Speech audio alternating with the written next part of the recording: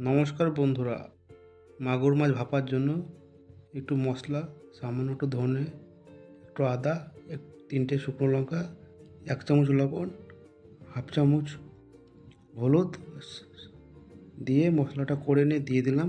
সামান্য একটু সর্ষের তেল দিয়ে ভালো করে মাখিয়ে নেব। এটা দেশি মাগুর, খুব তাড়াতাড়ি রান্না হবে। ল্যাসটা খুব বড় হয়ে গেছে। এরকম দেশি মাগুর এরকম ভাপা করে খাবেন, খুব সুন্দর হবে।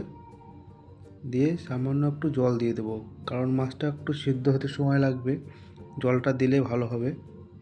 দিয়ে ঢাকনটা লাগিয়ে আমি জলে দিয়ে দেবো, গরম জলে কড়াইয়ে দিয়ে দেবো।